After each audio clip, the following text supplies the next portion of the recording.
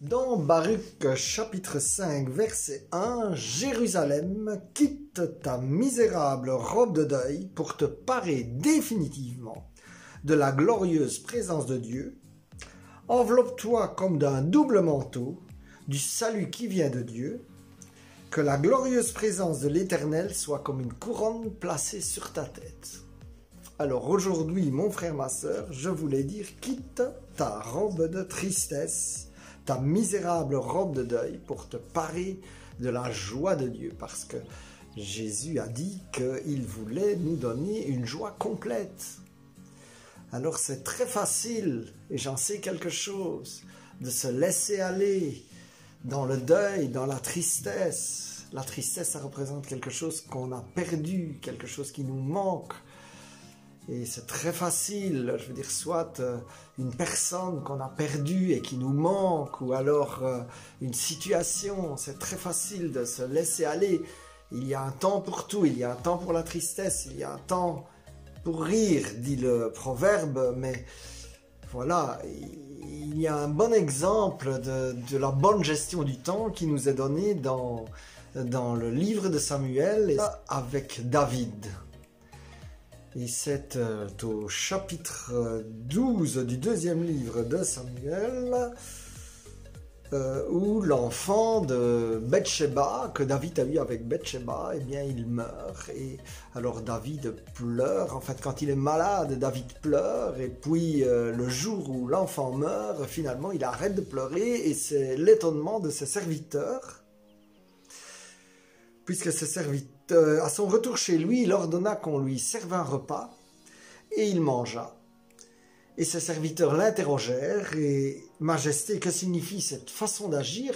Lorsque ton fils était encore vivant, tu jeûnais et tu pleurais, et maintenant qu'il est mort, tu te relèves et tu te remets à manger. » « Ben oui, répondit David, tant que mon fils était vivant, j'ai jeûné en pleurant et en me disant, qui sait, peut-être que le Seigneur va changer d'avis. Mais maintenant qu'il est mort, pourquoi est-ce que je jeûnerais? Je ne pourrai pas le ramener à la vie. » Et alors au verset 24, David alla consoler sa femme Bathsheba. Et donc il y a vraiment pour David des raisons d'être triste, qu'il a perdu son enfant avec Bathsheba. Eh bien, il passe à autre chose, et au contraire, ayant passé à autre chose, eh bien il console sa femme.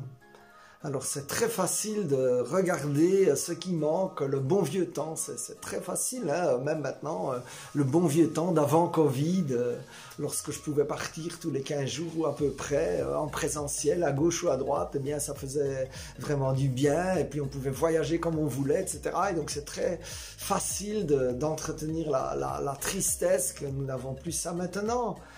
Mais c'est pas ce que le Seigneur nous dit dans Baruch, il dit de quitter notre robe de tristesse. C'est très facile aussi lorsque quelqu'un nous a déçus ou lorsque quelqu'un nous a rejetés. C'est très facile de pleurer et d'être triste. Et je crois qu'il faut un moment pour cette tristesse, et cette tristesse doit sortir.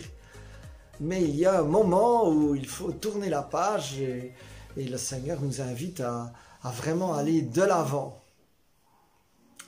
Alors aujourd'hui, par exemple, je peux regarder aussi ce qui va bien, et il y a de bonnes choses, je crois, pour toi aussi, mon frère, ma sœur. Tu peux regarder qu'est-ce que le Seigneur a fait aujourd'hui qui te donne de la joie. Mais pour moi, par exemple, c'était déjà le soleil qui brillait de mille feux, avec la belle nature qui commence à avoir quelques petites feuilles et quelques petits bourgeons. Il y a vraiment moyen de regarder ces chances, et lorsqu'on pense à ça déjà, alors la louange vient.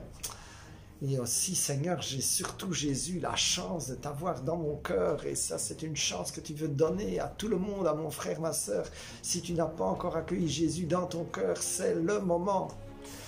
Alors mon frère, ma sœur, je voudrais vraiment prier que tout esprit de tristesse te quitte, et qu'à la place, le Seigneur mette son cher Esprit Saint, un esprit de joie.